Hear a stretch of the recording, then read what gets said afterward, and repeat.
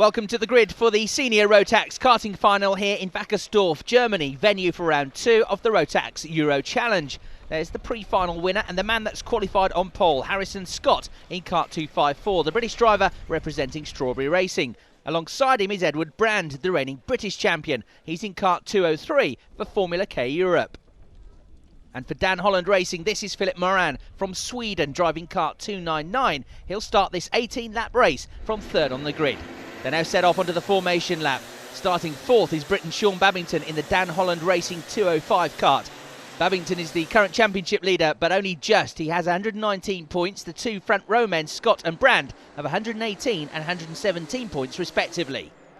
The rolling start gets underway and it's the pole side of the grid that gets away best. Harrison Scott taking Philip Moran and Baz de Laat with him, while Ed Brand drops to fourth place. They hurtle towards the first hairpin and there's already trouble. One kart spins before they even get to the braking zone. Another 6 or 7 run into each other once they arrive at the apex. Everyone's desperate to make a good start in these short sprint races, and sometimes it goes pear-shaped like that.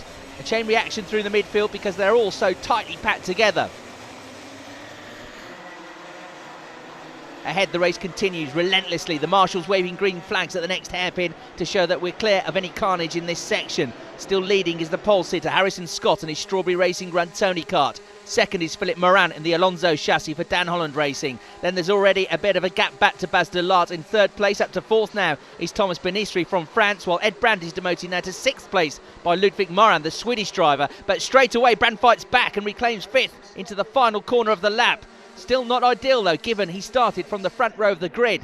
They charge across the line and onto the start of lap 2. There's 203, Ed Brand in 5th with kart 250, Ludwig Moran on his bumper. And now Brand goes on the attack down the inside of Benistri. Moran gets past as well, and the French driver is thus demoted from 4th to 6th. In 7th is the 290 kart of Ukyo Sasahara. The Japanese driver has had a good start to proceedings, having qualified 13th on the grid. And here are the top two. Harrison Scott, the driver who sits second in the championship table, has Philip Moran breathing down his neck, and so far it looks as though they're working together to try and break away from the rest of this pack. Moran glances over the shoulder to check his advantage over Baz de Laat in third place. About 1.2 seconds is the answer, so he doesn't need to worry about covering his tail, and he's free to try and overtake the leader, but he knows that if they start fighting, they'll slow each other down. Meanwhile, Baz de Laat has now been caught by Ed Brand in the fight for third. Ludwig Moran is 5th, and then a long line of karts with 278 Barry Pullinger now up to 6th place. In the white race suit, Sasahara is out wide and loses 3 places. There you can see the top 4 have paired themselves off into groups of 2. Ludwig Moran on his own in 5th. Then there's plenty of action in this battle for 6th, with Barry Pullinger trying to fend off the 213 kart of Thomas Benistri. They approach one of the hairpins and the French Sodi kart driver makes his move. And the next one that Barry Pullinger has got to worry about is his teammate and the current championship leader, Sean Babington, in kart 205. Here's Ed Brand lining up a move, and through he comes. The distinctive turquoise-coloured nose of his kart is now third, ahead of Holland's Baz de Laat. Great close-up shot at the hairpin, and 205. Sean Babington gets past his teammate for 7th, and Glenn van Drugenbroek is also getting involved in the green and white Tony kart. The red machine of Thomas Benistri leads the group in 6th place. And it's Babington 7th, Pullinger 8th and Van Drogen 9th from 15th on the grid. We're on lap 4 of 18 and still nobody's been able to make an impression on the top 2. They're not getting away anymore, but they're not being caught either. A big fight here for 14th place with the blue 222 machine of Piers Lehane now getting the place from 212, Hiri Foreman. It's therefore been a blistering start to the race for Lehane because the Australian started dead last, 34th on the grid, when he got pushed off the road more than once in the pre-final after he had been quick enough to qualify on the front row for that one. So he's made up 20 places already, and we're not even at 1/3 distance. Here's 221 Jesse Lazar, the Canadian junior champion, and he's climbed from 19th to 9th in this race, but now he's passed by Britain's Ash Hand in kart 234. Glenn van Drugenbroek and Ukyo Sasahara get by as well. And then Francisco Mora has a look in kart 268, but he doesn't make it past. Yes, he does on the exit to the turn. 4 places lost in quick succession for the Canadian. Now the leader, Harrison Scott, has suddenly pulled away from Philip Moran, and the second place kart is now being caught by Ed Brand. Further back, there's yet more action at the tail end of the top 10. This time it's Sasahara making a move on Van Drugenbroek. There is the Japanese driver in kart 290. In the first round at Genk in Belgium, this pair finished 10th and 15th respectively, and they're on course for more good points here. Now look at this, game on in the fight for second place, and immediately Ed Brand makes his play. Through comes the British champion, and it's taken him 6 laps, but now he's climbed back up to his original start position. More action further back as they charge into the hairpin, and that's 2.63 Henry Easthope with some late braking to get ahead of Belgium's Michael Kuhl. And now 2.23 Jakob Nielsen makes a lunge down the inside, gets through. Stefan Cox follows him, so does John Freeberg, and then Michael Kuhl gets hit as Charlie Eastwood tries his luck as well. It's pretty brutal down there in the middle of the pack. Luckily these high performance race karts are pretty tough. They can take a knock or two, and quite often they have to.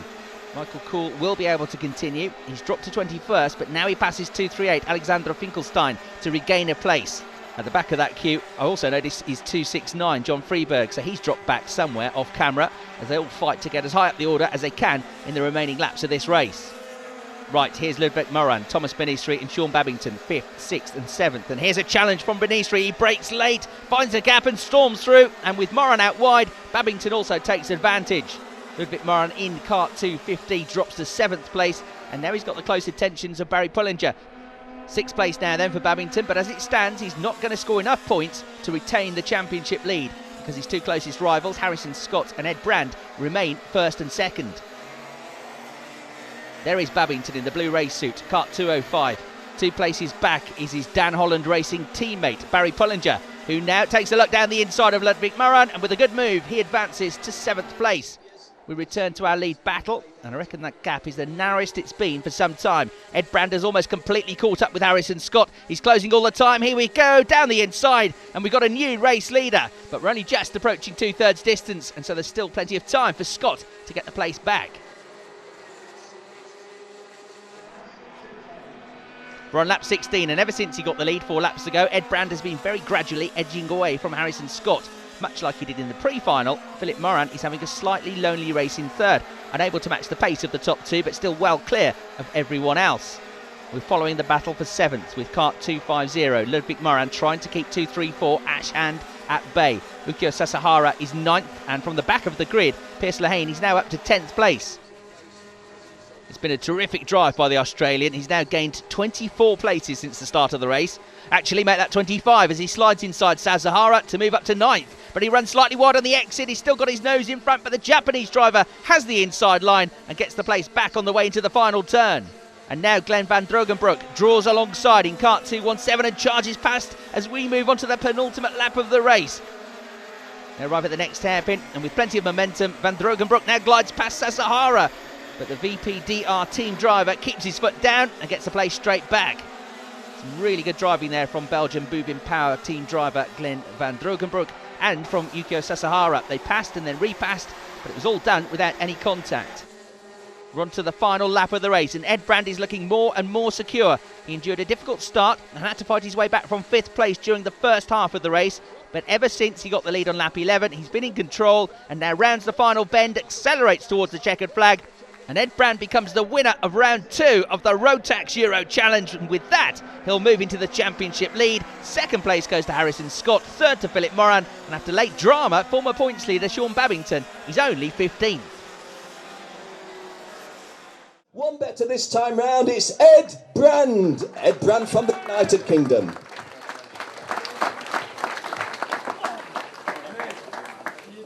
Handshake with Harrison, handshake with Philip. And to acknowledge the victory by Ed, we shall play the national anthem of the United Kingdom.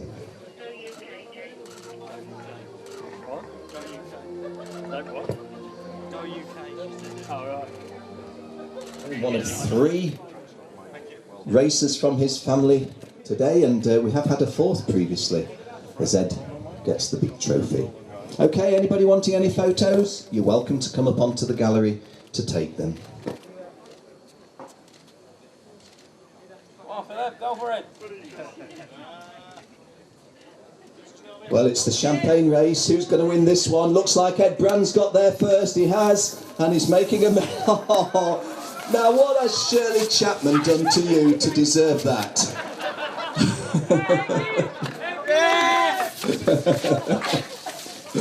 Oh well, Harrison Scott just topping it up. Philip Moran deciding if this is the way it's done, we'll all have a go. Something left? What?